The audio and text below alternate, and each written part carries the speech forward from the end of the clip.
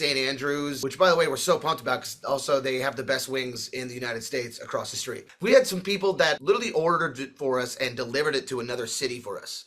That's how much we love these wings. Rock, metal, prog, and everything in between. Welcome to this episode of Talkin Rock with Meltdown. Don't forget to follow the audio-only Talkin Rock podcast on all podcast platforms. And now, it's time for today's conversation. Here's Meltdown. Last week, I talked to the guys from Nelson. This week, it's Set It Off. It's kind of like the same thing. It is? they're like, we don't know who Nelson is. You know who Nelson is? I'm not familiar personally. Are you guys? No. Nope. Whoops. Matthew and Gunnar Nelson, one of the biggest bands from the early 90s. All right, Yeah, look. we're 89 babies, so. I'm just teasing you guys. Look it up. Tempe, Arizona is where you're at tonight, this afternoon, I should say. And you're going to be here in Detroit coming up on Thanksgiving Eve. That's a big night. Oh, so excited, man. Detroit always goes hard. They always try to set the record for the most crowd surfers. It's insane. How many times have you guys come through here? Oh, God. We started touring in 2009, so quite a few times. Yeah. Like a lot. I was just looking, too. You guys have played all the big festivals, right? The Danny Wimmer ones? Yeah. We started doing that recently, and they've been just amazing. Shout out to Danny Wimmer for having us be a part of that. He's just so welcoming. The whole community is. But I was just thinking, your question back to how long we've been playing there. I just remembered our first show when we were first starting out as a band was in the Verner's room in Pontiac at the Crowfoot. And we were the after party band for, was it Taste of Chaos? Or no, what was it? Take Action. Take Action tour. So we were just a band playing in a corner while all the other bigger bands were celebrating their show they just played. And then from there, we kept growing and playing the Pike Room, then the Eaglefoot Ballroom, then St. Andrews, and which, by the way, we're so pumped about because also they have the best wings in the United States across the street. That's right. Sweetwater Tavern. It's so funny you mention it because when I met Ed Rollin one time from Collective Soul, it was at Louder Than Life, as a matter of fact. Oh, hell yeah. And he said, oh, yeah, you're in Detroit. He goes, now I grew up in Buffalo, right? So it's I've been here since 1995, but I grew up in Buffalo, so I know a thing or two about wings. And you do. He's like, dude, he goes, yeah, the best wings are at the Sweetwater Tavern. And it took me about a year and a half to finally get down there, but they do have the best wings. It's insane. You wouldn't expect it. It's a small little place. I love it. They don't want to be making those wings for you, but they make them amazing every time. Why don't they want to be making them for you? I don't get it. What do you mean? So the first time I ever went, they just all wanted to be home. They were just like, what do you want? But we ordered the wings, and I was like, I don't know how this is going to go. Everyone says it's amazing. Truly the best wings I've ever had in my entire life. We had some people that literally ordered it for us and delivered it to another city for us. That's how much we love these wings. Wow. Yeah. Wow, that is impressive. That's quite a stamp of approval there. It's in the touring community. It's known. Sweetwater Tavern has got a name for itself. Yeah, no doubt. And I've been there. I've been to Legends next door. I don't know if you guys have been there. No, I haven't been to Legends. How is it? That's a strip club, so yeah, Oh, How are the wings? how are the wings, dude? I don't know. My wife might see this, so I better stop talking about that. So anyways, what's going on in the band? You guys dropping records, got all sorts of stuff happening, huh? Yeah, dude. In 2023, we decided we weren't going to sign to a label, and we started doing this on our own. And we didn't know we were going to do an album. We just started writing music, and just with the intent of bringing it back to how it all started, just having fun, no expectations, no trying to become some big monster or anything. It was just let's just go back to what we were initially, which was just writing songs for ourselves. Mm-hmm. And the first song we wrote was Punching Bag. And we were like, okay, we might have something here, actually. So with our independent team, we found our radio guy, Bob, and we're like, hey, go see if people like this. And people did. Mm-hmm. And it's the first time we've ever been on the radio. Even when we were signed to 2 other labels before this, we never had radio success at all. So we're like, wow, this is crazy. And then other stations started paying attention, and the rock community started welcoming us with open arms, Danny Wimmer. And it just all started to take off in this way that it's exceeded every single expectation. And so I just kept writing and kept writing and kept writing. And then we realized, we instead of just dropping singles, we do kind of have an album here. This all makes sense. It's cohesive. And so we put it all together, and we decided, because of how everything is kind of laying out and how much fun we're having and how much we just feel like it's the most authentic us we've ever been. That's why with album 6, we decided to make that one our self-titled record. And so that just dropped like a week and a half, 2 weeks ago. Yeah, really recently. Yeah. So, I mean, you just said a lot. I'm going to try to unpack a little bit of this. So, Yeah. first of all, I'll ask two questions here. Did you guys feel like maybe the chains had come off after you got out of a record deal? And secondly, how hard was it to just say, we're just going to do it ourselves? So, a great question. So, how did you feel about the change? Do you feel like it came after the record label? Yeah, I mean, we had talked a lot about kind of the direction sonically and what kind of sound we wanted to do. And we had noticed that whenever we played something a little heavier, whenever Cody wrote when he was angrier, people really responded to that. And also earlier in our career, when we were playing that kind of music, that's when we were having the most fun. So all those things considered, when we kind of sat down after our record contract had ended, we talked about wanting to have fun again as a band. I think it just made sense. It was just kind of the clear answer. Yeah, well, I was going to say, you guys aren't the first band to ever, leave a record label or whatever and then start your own thing. I think Papa Roach has done it. And it's like, I talked to a lot of these bands that do this kind of stuff, but it's like, there's got to be a lot of challenges. And why didn't you just at one point go, you know what, let's just shop our stuff around and get another record label? We did. We started by doing that, actually. We're like, there was other labels that were interested, and we talked to them, we heard them out, and, we saw what percentages were looking like. And, when you're on a label for so long, and first of all, I will say, like, when we were starting out, we really needed it. We didn't have credit. We didn't have any way to make money to fund the dream that we have. So, like, with EVR, it was amazing. With Fearless, they went pretty well. And then, but after that, we realized we have so much experience now. Like, we understand how this machine works, and we know how to make it work. Before we were on a label or anything, we were booking all of our own shows. We didn't have a booking agent. We had our van and trailer. It was just us. It was just hands on the wheel, literally, just making this thing go.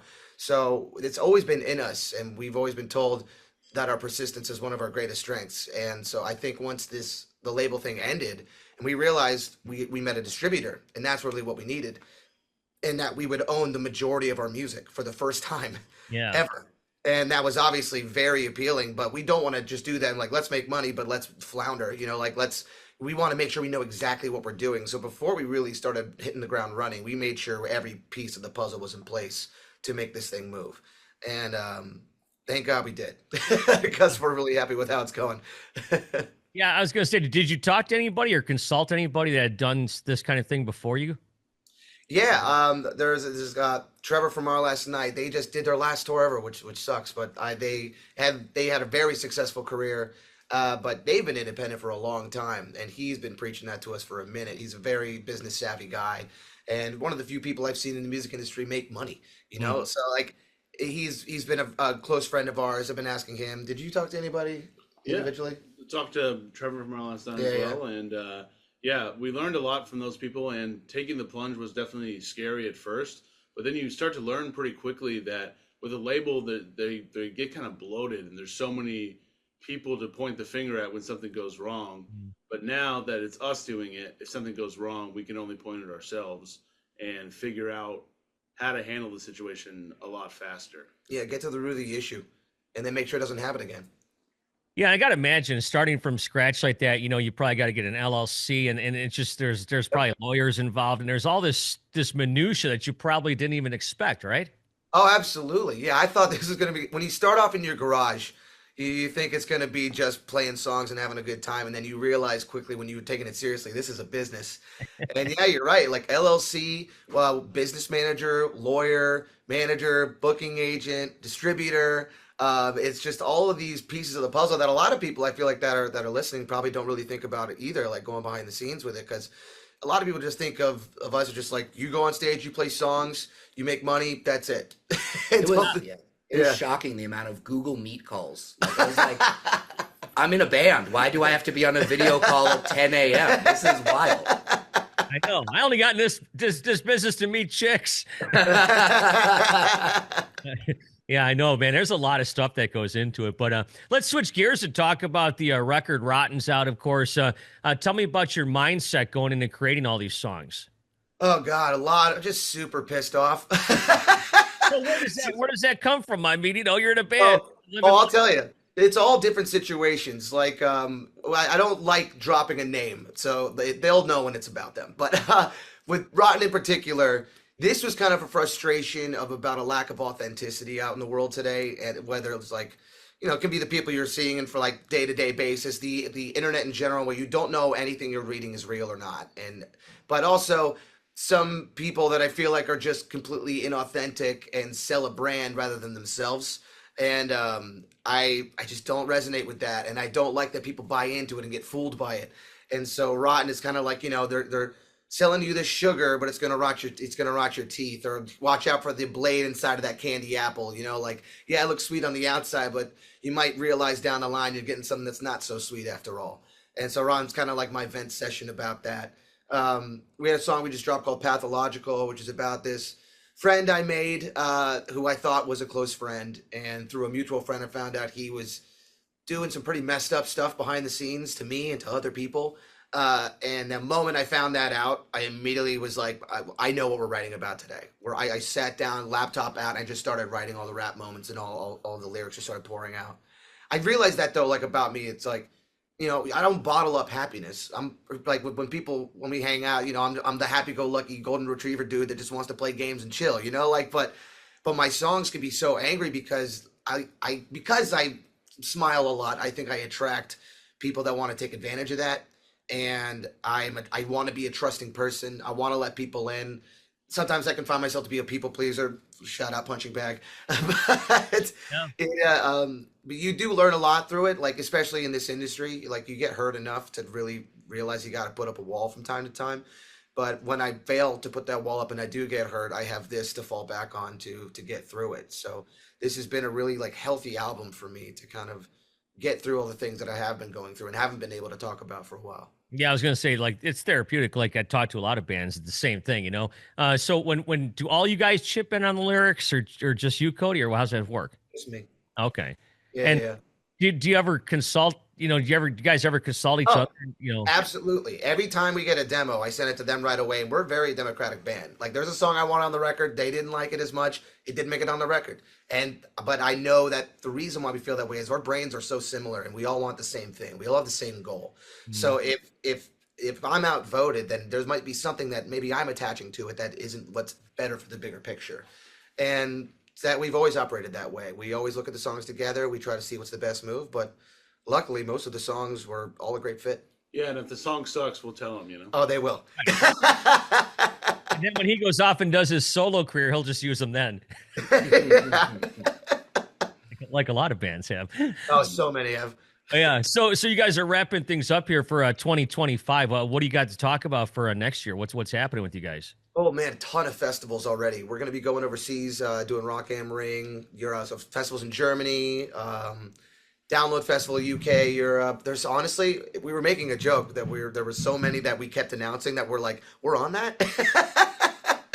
It was just way too many. So if you're living overseas or want to make a trip over there for vacation for some crazy festivals in the summer, we'll be doing that. Currently stuff in the works for 2026 as far as touring goes in the States, but that's all we can announce at the moment is what's out there.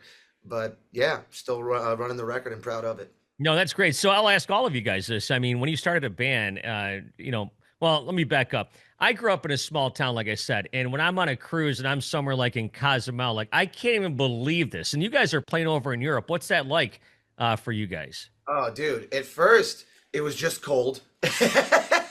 No, but it was this thing that's been building and building and building for over the years. Like first time we ever went over there, we were supporting, and the most recent support tour we did over there was supporting I Prevail in Germany.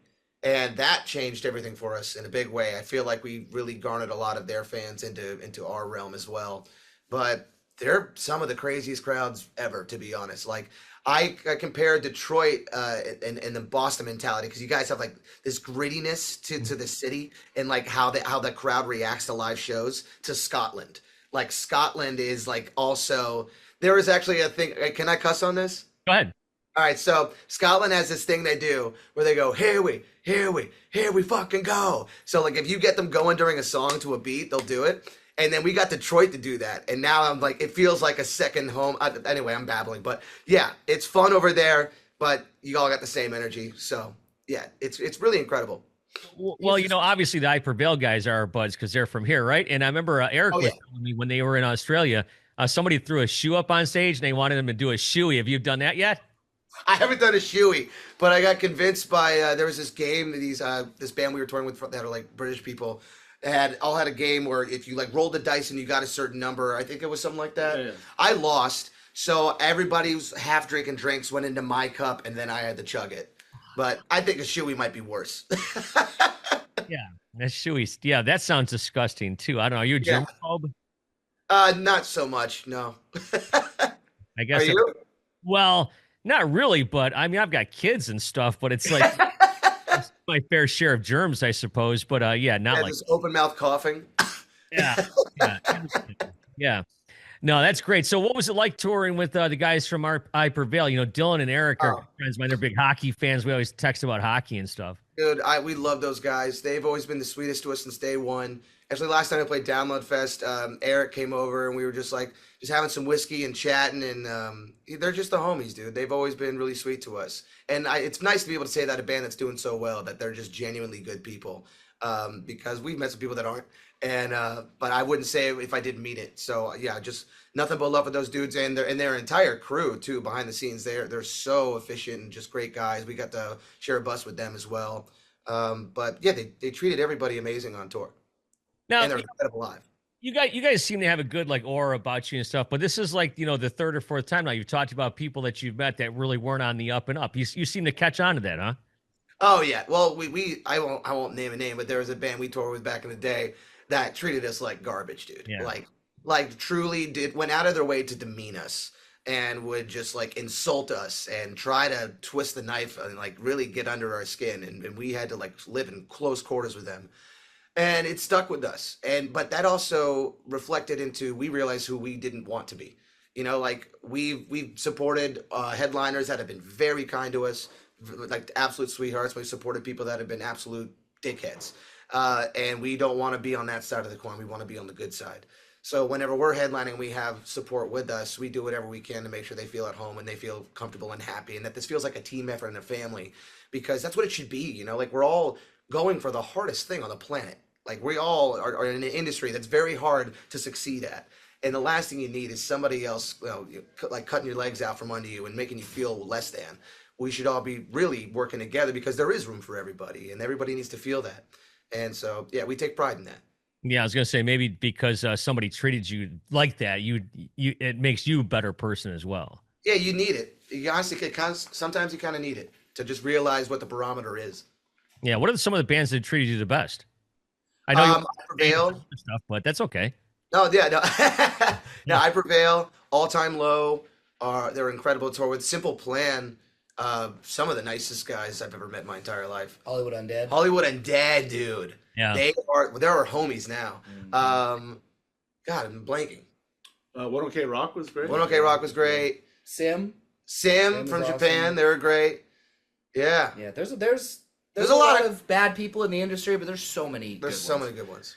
It's great. Yeah, I think in 35 years I've been doing this, I've met more good people than bad people. Yeah. Absolutely. But the bad ones do stick with you. That's for sure. They stick with you, dude. There's no doubt about it. I get this question asked me all the time. Who are the biggest assholes you talk to? I'm like, they're mostly pretty nice. So I have to. Yeah. And that's good, because you don't want to talk to jerk offs all day long, Yeah. I mean, we're all trying to have fun and just, just be in this rock world. Yeah, exactly. What turns you guys on to music? What was your gateway to picking up instruments? I think we're all different. What was yours? I just really fell in love with bands when I was younger, like Sum 41, Blink-182, bands like that. And I just really wanted to play music live, do a performance, and met some friends that also had the same interests, and we just picked it up. We just started playing, and the biggest thing that we could do was we played a school talent show, and that was we fucking made it. Yeah. What about you? Yeah, I started listening to Blink-182, and through that got into drums, but I think a big thing about it was when I saw them up there, I went, these guys are cool. Yeah. I want to be cool. I was very so painfully uncool for so long. And the second I picked up a pair of sticks, I felt cool. All that wiped away. So I felt like I was part of something, which was wonderful. Yeah. For me, my parents were in a band when I was growing up. They did like a 70s 60s cover band, and they would play like in different areas of the states. Like they'd play in Hershey Park, like inside the theme park for like a week every summer. So me and my sister would go and we'd watch. They play like 3 sets for a day, but they would always try to involve us. And so like at first, like I wanted to play drums on their drummer's kit during their sound check, but I ended up playing clarinet because my grandfather played and he gave me my first lesson.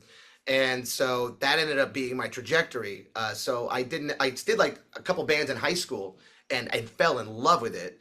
But then they were like, listen, the real career path where you're going to make money is this clarinet thing, because I got pretty good at it. And like I won like all state and like made like second chair in the state of Florida and stuff like that. Won some scholarships. I went to a music conservatory in Oberlin and I was miserable. Like I missed being in a band. And also, I saw that it's just as difficult to make it in an orchestra. There's 2 clarinet players in every orchestra. That person has to retire or die.